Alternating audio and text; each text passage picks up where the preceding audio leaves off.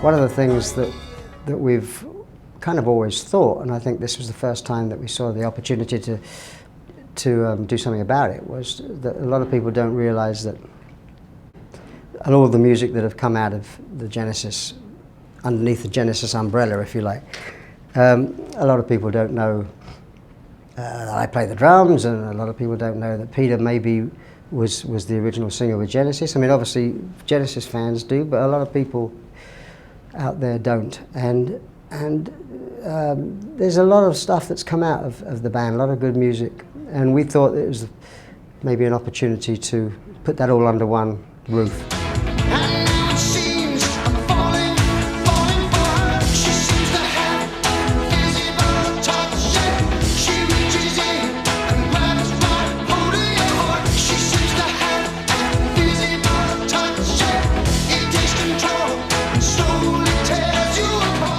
People forget that from this one band, you've got the Gabriel career, the Collins career, Mike and the Mechanics. So much music, and you kind of lay these songs like In the Air Tonight, Biko, Turn It On Again, Living Years. You see those songs together, and it's a great body of work and very varied. So we open up a quarrel between the present and the past. And I'm very happy that we've got 3 tracks by each of us on there, because it's a chance. You know, most people know what Phil and Pete have been up to over the years, and Mike and the Mechanics, and less so what Steve's done, and certainly most of them are unacquainted with what I've done. So it's just a chance of putting stuff out there, show the few things I've done. Very difficult to know what tracks to choose, but you know, you try and do something which shows a bit of range.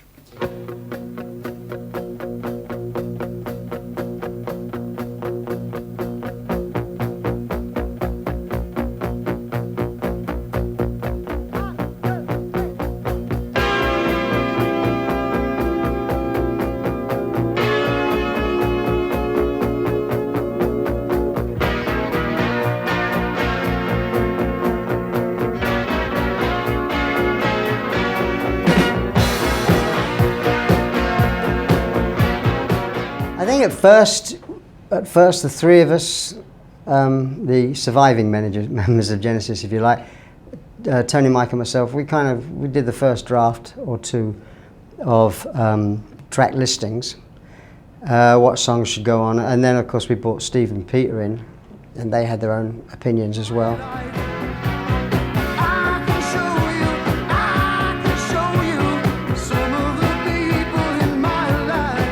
If you're going to do a best of sort of thing, which is sort of what you're doing in terms of the Genesis stuff anyhow, then it has to have, Supper's Ready I think has to be on there. It's obviously a long piece, 24 minutes, whatever, so that takes up quite a lot of it, but you've sort of got to be there. And I think, you know, from the albums before that, I suppose Musical Box probably automatically chooses itself. I think it's from The Lamb, there's a lot of options, you know, and we went for a couple of safe ones and one slightly less safe, I think, there. In terms of what tracks, you know, I mean, some of them were kind of no-brainers, you know. There were some tracks that have been on collections before, but we wanted to make sure there was some fresh material on there, so it just wasn't a retread, you know. The idea was obviously to include a lot of solo material as well as Genesis material, and there's obviously a certain amount of Genesis material that chooses itself. The solo tracks, which when you hear them on their own, like Peter's tracks, and you feel they're more far away from Genesis than actually what they are when you hear them at the same time with the tracks around them, the band tracks. And perhaps by breaking it up with the individual tracks, you get a slightly different flavour.